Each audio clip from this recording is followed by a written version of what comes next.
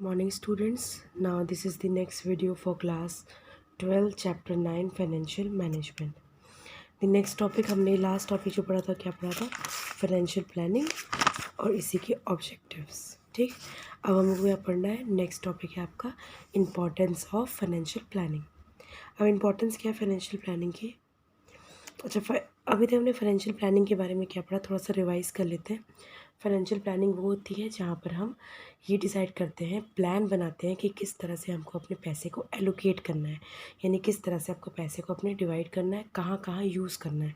इस चीज़ को माइंड में रखते हुए आप क्या करते हो, फाइनेंशियल प्लानिंग करते हो कि कितना हमको पैसा कैपिटल एक्सपेंडिचर के लिए निकालना चाहिए, कितना हमको वर्किंग कैपिटल के लिए निकालना चाहिए, यानी कि किस पोर्शन में हम डिवाइड करें कि हमारा वर्किंग कैपिटल यानी कि शॉर्ट टर्म रिक्वायरमेंट भी पूरी हो जाए और कैपिटल एक्सपेंडिचर यानी कि लॉन्ग टर्म रिक्वायरमेंट भी पूरी हो जाए. बिजनेस हमेशा सीधा नहीं चलता, कभी उसको मशीनरी की ज़रूरत होती है, कभी उसको असेट की ज़रूरत होती है, कभी उसको लैंड की ज़रूरत होती है. तो उसके लिए हमको बड़ा इन्वेस्टमेंट करना होता है, that is called as long term investment, जो कि काफ़ी सालों तक इसकी भरपाई हम करते हैं.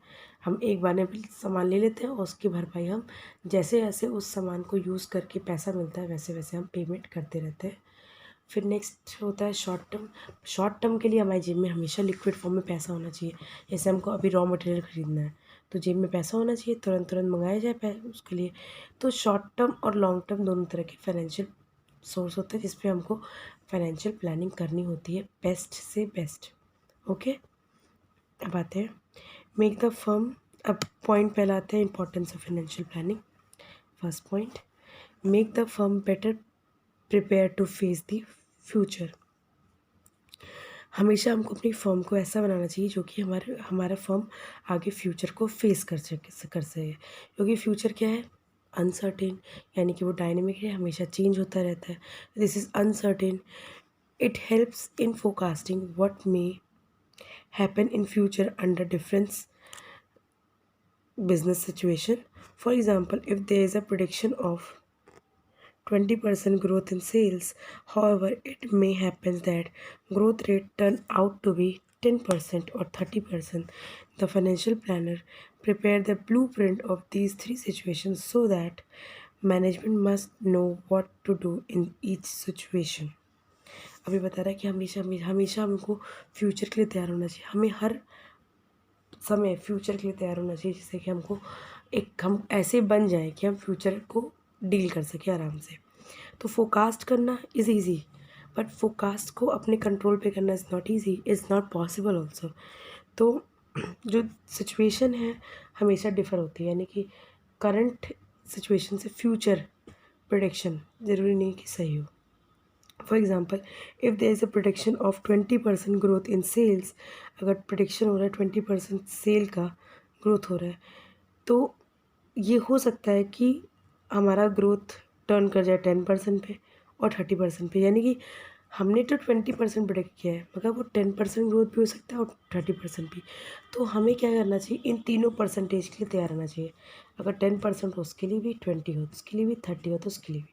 तो अगर हम तैयार रहेंगे तो हमारा जो है माइंडसेट पूरा रहेगा कि अगर फ्यूचर में ऐसा कुछ सिचुएशन आती है 10% की या 30 की, तो भी हम उसके लिए तैयार हैं, और 20 है तो हमने तो वो प्रोडक्ट कर ही रखा है.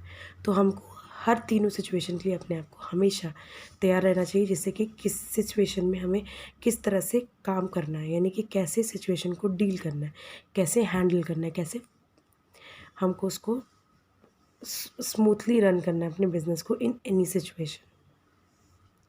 नेक्स्ट आते हैं helpful in avoiding business shocks and surprise sorry. तो बिजनेस मैंने आपको बताया कि हमेशा अनसर्टेन होता है, यानी कि there is always a risk factor in every business. अगर बिजनेस में रिस्क फैक्टर है तो अगर हमको उसको अवॉइड करना है, शॉक्स और सरप्राइजेस को कम करना है, तो हमें कोशिश करना चाहिए कि उनको हमको हर सिचुएशन के लिए अपने आप को पहले से ही तैयार रहना चाहिए. यानी कि अगर हम उसके लिए तैयार हैं तभी हम फ्यूचर को डील कर सकते हैं. तो हमको जितने भी तरह के शॉक्स हैं, जितने भी रिस्क हैं, जितने भी सरप्राइजेज हैं, उनके लिए हमेशा तैयार रहना चाहिए. अगर आप एक बार झटका खा भी लेते हो गलती से, तो नेक्स्ट टाइम आप तैयार रहो कि आगे हमको कोई किसी भी तरह के शॉक्स को डील नहीं करना, और करना है तो उसको स्मूथली करना without any hindrances. Next point.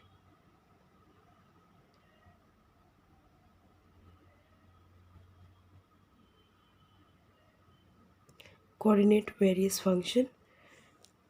It help in coordinating various function, the production, sales, etc. by providing clear policy and procedure. अब जितने भी फंक्शंस हैं, यानी कि हमने पहले ही पढ़ चुके हैं फंक्शन, पोर्ट्स का होता है planning, organizing, staffing, directing, controlling, इन सब में आपस में कोऑर्डिनेशन होना चाहिए.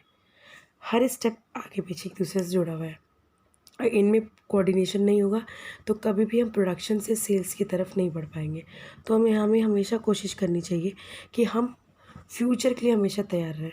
तो फ्यूचर के लिए तैयार होने के लिए हमको प्रेजेंट में अपने सारे जितने हमारे फंक्शन हैं उनमें आपस में कोऑर्डिनेशन बना के चलना होगा. अगर कोऑर्डिनेशन में आपस में बना रहेगा तो हमें कभी भी कोई दिक्कत नहीं आएगी किसी भी प्रोसीजर को, किसी भी पॉलिसी को चलाने के लिए. किसी भी तरह की कोई प्रॉब्लम नहीं आएगी. हमें कोशिश करनी चाहिए कि हमको इनको प्रॉपरली रन करना चाहिए with the help of coordination. और इनके जितने भी फंक्शन हैं उन सबको, वेरियस फंक्शन जो भी हमारे हैं, उनको हमको आपस में मिल के चलना चाहिए. प्रोडक्शन से लेकर सेल्स तक बहुत सारी चीज़ें आती हैं, इवन तो सेल्स के बाद भी आती हैं. तो उन सब में आपस में समन्वय यानी कि कोऑर्डिनेशन, कोऑपरेशन हमेशा होना चाहिए, जिससे कि कभी भी आपको आगे जाके भी फाइनेंशियल मैनेजमेंट में या फाइनेंशियल प्लानिंग में दिक्कत ना आए. तो आपकी प्लानिंग जितनी स्ट्रांग होगी उतना ही आपका फ्यूचर फ्लॉलेस रहेगा, विदाउट एनी हिंड्रेंस चलता रहेगा. तो इन सब पॉइंट्स में अगर आपने देखा हो, नोटिस किया हो, तो ये सारे पॉइंट्स बहुत ही इंपॉर्टेंट है फाइनेंशियल प्लानिंग के लिए. चाहे फ्यूचर को फेस करना हो, चाहे फ्यूचर के शॉक्स और सरप्राइजेस को फेस करना हो, चाहे सारे फंक्शन में कोऑर्डिनेशन कराना हो, ये प्रेजेंट ही डील करता है. यानी कि अगर हम प्रेजेंट अच्छा बनाएंगे और फ्यूचर को प्रिडिक्ट करेंगे, जितना अच्छा प्रेजेंट है और उतना ही अच्छा फ्यूचर को हम प्रिडिक्ट करेंगे, तभी हम आगे बिजनेस को रन कर सकते हैं अच्छी तरह से. अगर हमको स्मूथ रन करना है तो हमें इस चीज़ का बहुत ध्यान देना होगा. नेक्स्ट आते हैं प्रॉपर यूटिलाइजेशन ऑफ फाइनेंस. अगर हमको फाइनेंशियल प्लानिंग अगर हम कर रहे हैं तो इसकी इम्पोर्टेंस क्या बताता है कि जितने हमारे पास फाइनेंस के स्रोत हैं, जितने भी फंड्स हैं जहाँ जहाँ से आ रहे हैं, उसको हम कोशिश करें कि बेटर यूटिलाइज़ करें. यानी कि जितना हो सके. अभी हमने एक पॉइंट पढ़ा था कि अगर कंपनी के पास बहुत अच्छा फंड आ गया, सरप्लस प्रॉफिट आ गया, तो बिज़नेस के लिए बहुत हार्मफुल है. यानी कि अगर बिज़नेस को रन करना है तो उनको पहले अपने सरप्लस प्रॉफिट को कहीं ना कहीं इन्वेस्ट करना पड़ेगा. अगर आपके पास सरप्लस प्रॉफिट है तो एक स्टेटमेंट दिया गया है कि this is as bad as, यानी कि जितना बैड है, जितना कि शॉर्टेज फंड होता है ना, उससे भी ज़्यादा बुरा है सरप्लस फंड रखना. यानी फंड अगर ज़्यादा है तो वो बहुत नुकसानदेह है. जितना कि शॉर्टेज होता है यानी कमी होती है फंड की, उससे भी ज़्यादा नुकसानदेह है. यानी कि पैसा ज़्यादा होना अच्छा नहीं है. तो हमको पैसे को यूटिलाइज़ करना आना चाहिए. यानी कि पैसे को हम किस तरह से यूटिलाइज़ करें जिससे कि आप बिज़नेस को कोई भी नुकसान सरप्लस फंड की वजह से ना हो. तो यहाँ पर क्या दिया हुआ, detail plan of action prepare under financial planning reduce wastage, duplication of effort and gap in planning. ये बता रहा है कि जिस तरह से हम प्लान करते चलेंगे, जिस तरह से हम फ्यूचर में प्लान करेंगे, तो उसी तरह से हम उसी के कारण अगर हमने हर चीज़ को हम प्लान कर रखा है, डिटेल प्लानिंग है, सबके लिए हम प्रिपेयर हैं, तो उससे हमको फ़ायदा क्या होगा कि फाइनेंशियल प्लानिंग जब हम करेंगे उससे पहली बात तो जो हम वेस्ट होता है यानी कि कहीं पर एक्सेस खर्च कर देना, उससे बच जाएंगे. डुप्लीकेशन, कहीं पर दोबारा मेहनत नहीं करेंगे. यानी कि अगर हमने एक बार किसी चीज़ में मेहनत कर चुके तो दोबारा नहीं करेंगे, वहाँ पर अपना पैसा और मनी नहीं वेस्ट करेंगे. और गैप इन प्लानिंग, अगर जो प्लानिंग और कोऑर्डिनेशन के बीच में गैप होता है, प्लानिंग, ऑर्गेनाइजिंग या एग्जीक्यूशन के बीच में गैप होता है, वो पूरा फुलफिल हो जाएगा अगर हम हर चीज़ को ढंग से यूटिलाइज़ करते चलेंगे, टाइम को भी और फंड को भी. यानी कि टाइम के साथ साथ फंड भी अगर यूटिलाइज़ होते चलेगा प्रॉपरली तो बिज़नेस को कोई भी प्रॉब्लम नहीं आएगी अच्छे से रन करने में. अगर आप डिटेल एक्शन नहीं लेते हैं, अगर आप प्री प्लेड प्लानिंग नहीं करते हैं, तो बहुत सारे चांसेस है वेस्ट होने के, डुप्लीकेशन के और गैप्स, जो गैप हो रहा है डिसीज़न लेने में, उसमें आप लैग करेंगे हमेशा. नेक्स्ट पॉइंट है लिंक प्रेजेंट विथ फ्यूचर। आप हमेशा प्रेजेंट को सोचते हुए फ्यूचर के बारे में, प्रेजेंट को लेते हुए फ्यूचर के बारे में सोचते हो, तो ये ही एक लिंक यानी कि ब्रिज बनाता है प्रेजेंट और फ्यूचर के बीच में। अगर आपने प्रेजेंट के बेस पे फ्यूचर को प्रेडिक्ट नहीं किया है, प्लानिंग नहीं है आपकी, तो आपका बिजनेस कभी रन कर नहीं करेगा। बिजनेस क्या है, प्रेजेंट पे कभी नहीं चलता। बिजनेस आप इसलिए सोच के बनाते हो कि आपको आगे अमीर बनना है या फिर अच्छा बिजनेस रन करना है या फिर प्रॉफिट अच्छा अर्न हो। आप ये चीज़ को दिमाग में लेते हुए चलते हो, तो आपका जो प्रॉपर जो आपका लिंक है वो हमेशा प्रेजेंट से फ्यूचर की ओर जाएगा। तो हमेशा इनके बीच में यानी कि प्रेजेंट से फ्यूचर एक्सपेक्टेशन या एंटिसिपेशन हमेशा बराबर से लिंक होता है। और अगर ये लिंक नहीं है तो कभी भी आप फ्यूचर पे अच्छा गेन नहीं कर पाएंगे, अच्छा यूटिलाइज नहीं कर पाएंगे। और प्रेजेंट पे अगर आप सीरियस नहीं होते बिज़नेस को लेके, तो आपका बिज़नेस कभी भी रन नहीं करेगा properly. Next point, link between investment and financing decision. तो हमेशा इन्वेस्टमेंट और फाइनेंसिंग डिसीजन में लिंक होता है, यानी कि इन्वेस्टमेंट और फाइनेंसिंग, यानी कि आप कहीं इन्वेस्ट कर रहे हो तो उसके लिए आपको फाइनेंस चाहिए, तो आपका इन दोनों में आपस में अच्छा गैप होता है। तो इनके बीच में हमको लिंक बनाना बहुत ज़रूरी होता है। यानी कि अगर आप इन्वेस्टमेंट कर रहे हो अच्छा, तो फाइनेंसिंग डिसीजन भी आपका सही होना चाहिए।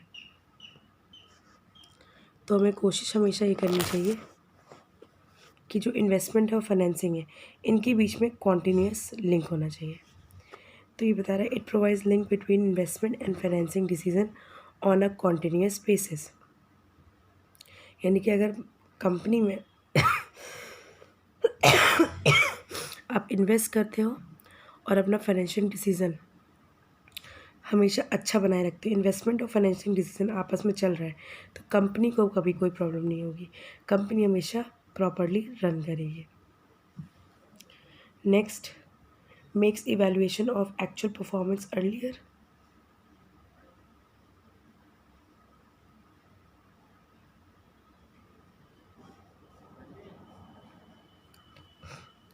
हमको हमेशा इस चीज़ का ध्यान रखना है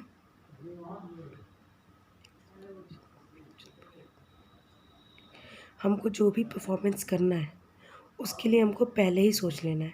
यानी कि अगर हम प्रेजेंट में फ्यूचर के बारे में सोच लेंगे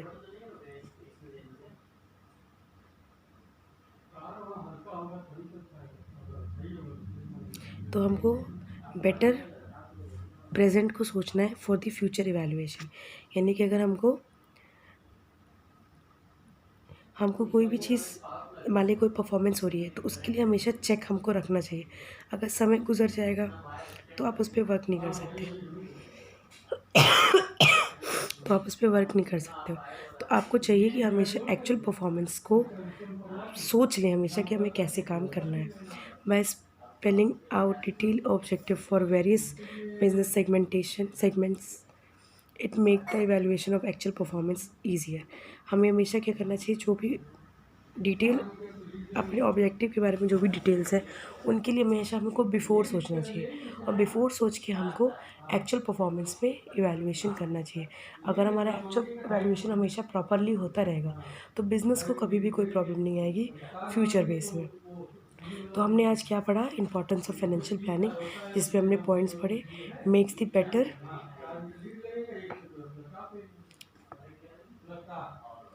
better preparation to face the future. हमेशा हमको प्रेजेंट पे फ्यूचर के बारे में सोच के चलना है। Help in avoiding business stocks and surprising. हमेशा हमको लगे एक तरह से फाइनेंशियल प्लानिंग हमको ये, इससे हमको मदद मिलती है कि हम फ्यूचर के जो स्टॉक्स है सरप्राइजेस हैं उनसे बच सकें। फाइनेंशियल प्लानिंग करेंगे तो कोऑर्डिनेशन सारे फंक्शन पे हम पहले से करके चलेंगे। Help in proper business utilization of finance, utilization करना चाहिए हमेशा प्रॉपर फाइनेंस का।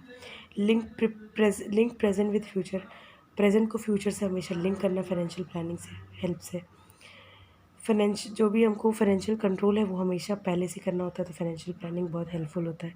हमें इन्वेस्टमेंट को फाइनेंसिंग डिसीजन से हमेशा लिंक करना होता है। और लास्ट पॉइंट दिया है make evaluation of actual performance early. Financial planning हमेशा हमको हेल्प करता है कि जितना हो सके आप इवैल्यूएट करते रहिए एक्चुअल परफॉर्मेंस को। Thank you.